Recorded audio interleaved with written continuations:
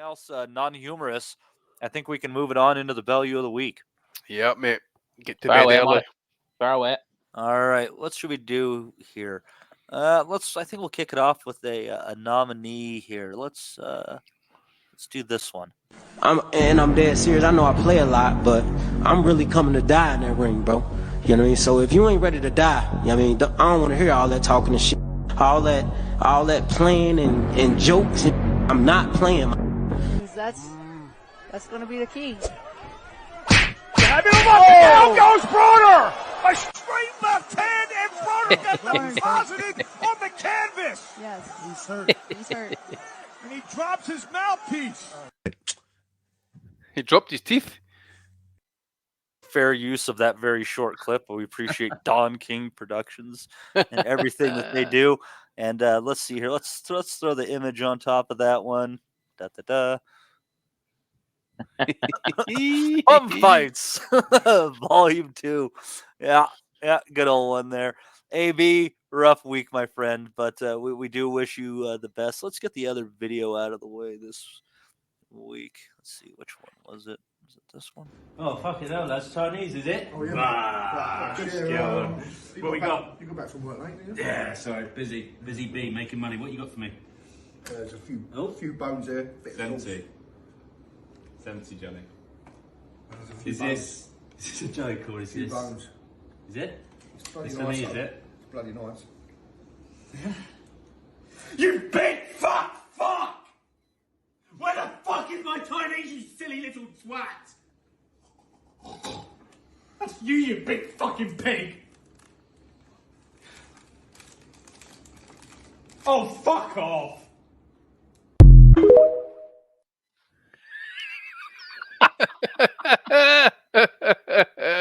There's Aussie on nights like this, by the way. Fucking Damn hell. it! Yeah, that one was made for Oz.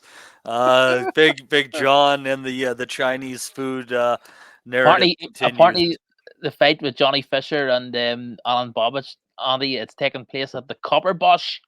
Copper Bosch, that's what you want to hear, mate. That's what they're calling it, Matty. The Copper Box has been rebranded. The Copper Bosch. Yeah, they could suck my copper dick. Let's see here. Where do I want to go on this one? Let's see here. Let's see here. Oh, there we go. The WBC always having to do something interesting. Well, they're celebrating Juneteenth in the country here on the next week on the 19th, and I'm always confused about that. It's a weird holiday because it's celebrating when the slaves in Texas learned they were free, which was a fair bit of time after they were actually freed. So it's like celebrating like how long slaves were lied to. But I think there's a better day to celebrate Black history. But hey, the WBC just wants to get in on the fun. There's their belt in celebration all the time. Matt, you should actually send them a strongly worded email and educate them on that topic, mate. Yeah, like they give a fuck. Yeah, but we could out them. That fucking grifter, fucking silly man. I swear to God. I wonder how his podcast is going.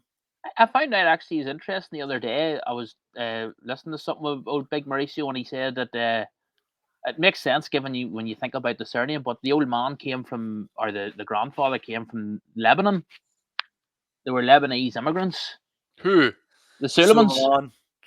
Were they? Yeah, I think the either- president of El Salvador is also Arabic. I don't know where they're from. Either Don Jose or Don Jose's old man came from Lebanon.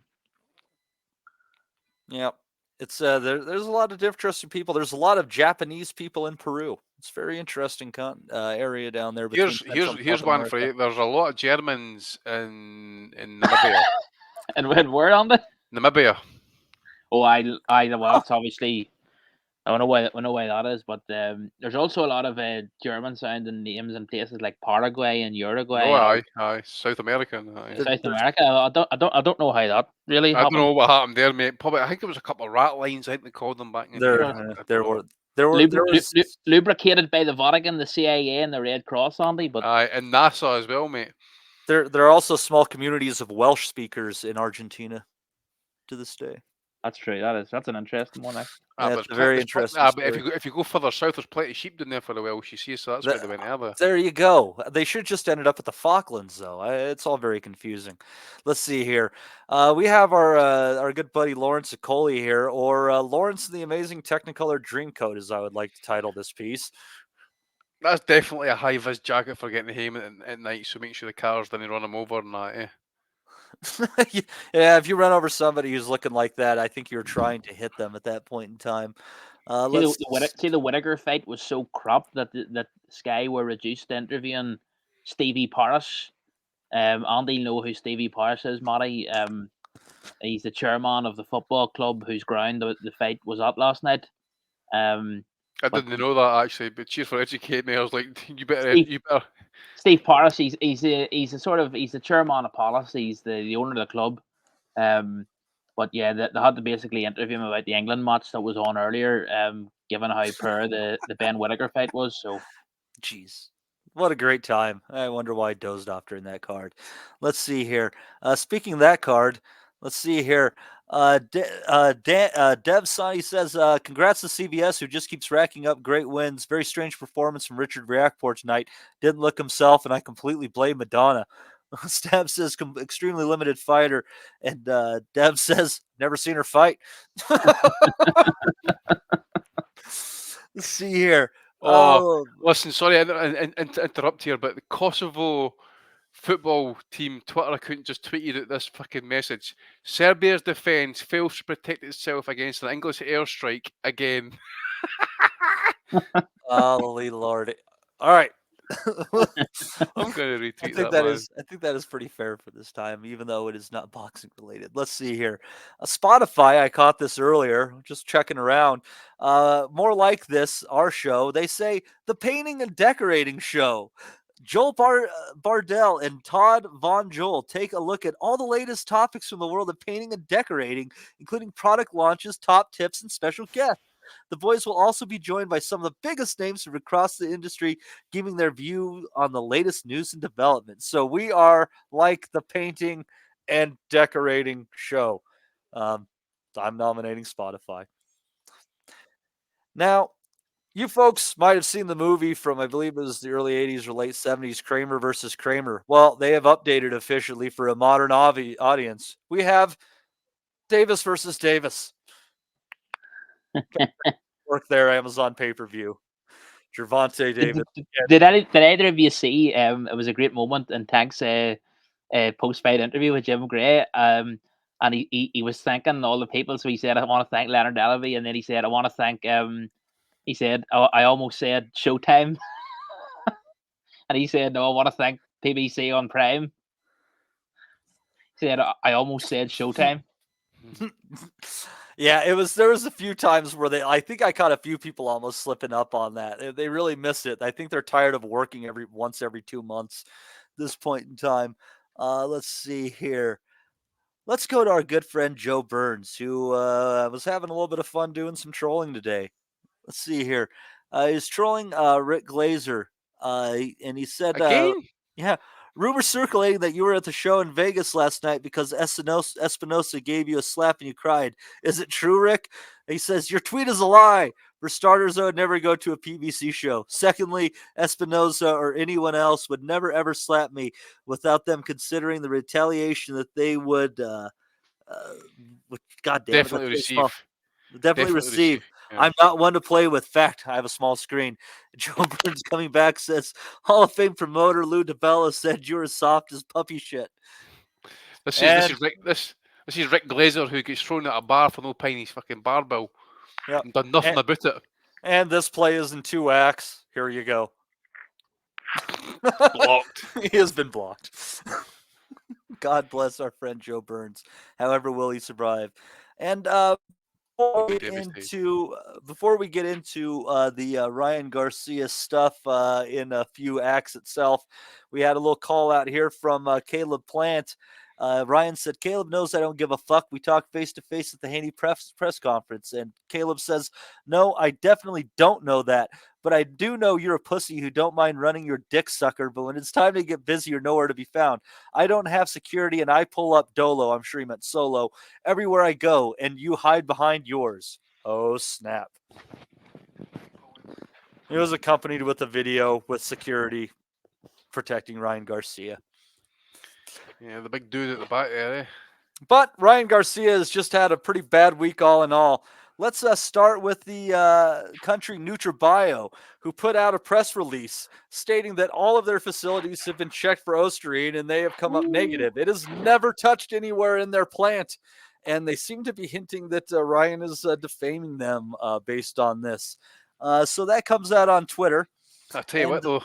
And then go ahead real quick. I was going to say, that gambling money better come up pretty fucking trumps for him, by the way, because I see he's on there crying about not getting his money. Deleted it as well. Yeah, well, I think a lot of people are, looking to get their shit back from Ryan. Let's see here. Clarissa Shields said, y'all real quiet, but the facts are in, and he is guilty. Ryan Garcia said, be quiet and make me a sandwich, baby. And it continued on there, and she said, be quiet and stop taking PDs, little N-word.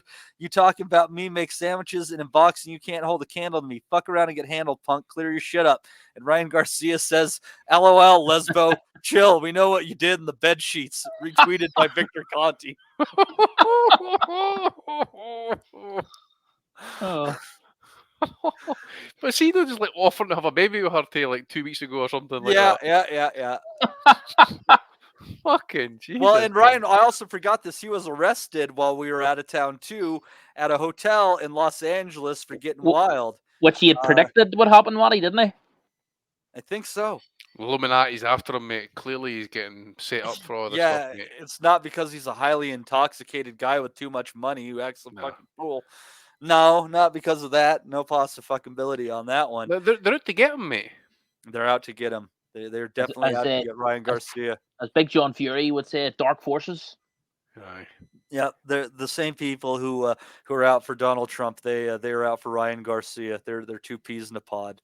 God save them. Be with them on their journey. Did you hear Andy's, Matty, did you hear Andy's nod to the Dawn earlier in the show when he was talking about, he said Bigley?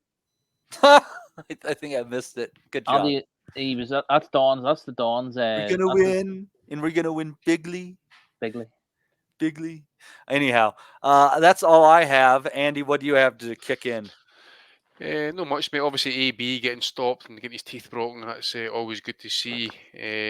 Obviously, Garcia moaning about his money, and then getting having to withdraw the tweet. I think David Haney got involved in that one as well, did they not? What about a nomination for Louis Pabon? Aye. No, that was, remember, we have the Adelaide Bird Official of the Week. We'll do that after we wrap this real quick. Get those nominees out. Shout out to Tony Bellew for his goalkeeping performance in some sort of charity event, football game last weekend, I think it was. This is Anthony Bellew, who came out after a European Champions League final and says the Liverpool keeper who sold the jerseys, I must admit, says, in quote, he should retire, mate. Well, after Tony's performance last weekend, he should retire as well, actually, because it was disgraceful. We'll leave it at that. I mind the sticks nice and easy, mates. I mind the sticks nice and easy. And I swear somebody sent a video, and I just couldn't pull it from Twitter, of Anthony playing goalie at a football event. Maybe I'm imagining things. Here's a great for the judge. Is it Dave Hudson for that scorecard last night? 180. Oh no! Remember, that's going to be for the Adelaide. Yep. Sorry. Go ahead. Final one then is for the corner work for the Gary Antoine Russell with the fucking Phantom Opera mask. Enspell. What the fuck was all that about, mate? They've used that in other fights. If it's like a Russell family heirloom at this point. Fucking. Aye, that's it, mate. All right, Dom, what do you got? I have a few I'm just trying to remember them off the top of my head. There was a great moment in the first few rounds of the Matias Paro fight when Todd Grisham or Sergio Mora referred to Matias as the Puerto Rican Kelly Pavlik. Does it mean he drinks a lot and gets arrested? Let's hope not for Subriel's sake. Let me see. There was a what else was there? Oh, let me see. We've got the Dave Sonny one. We've got Frank Davis. Let me see what else I have. I think that's it. What about Alex Krosiuk? This is a good nomination. Oh, I think I forgot to put that one up. Well, I'll read it out, Molly. So I don't know if I'm sure the listeners will have saw Tyson Fury spoke for the first time publicly since his defeat to Usyk in the Undisputed. And he put a statement up on Instagram, and he said, on December the 21st in Riyadh, in the heart of the kingdom, the king will reclaim his throne and become undisputed. Usyk, I'm coming for you. Get ready for the Gypsy King. The path to redemption is all mine.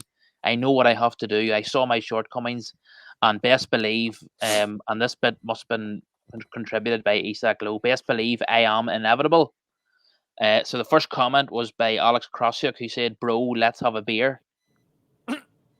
Obviously, in light of Tyson's letting his hair down last week in Morecambe, which Oh, that's right. Yeah, he, that's something else that should have been in there. Is Tyson and his also had his own adventures with security and fell down flat out drunk.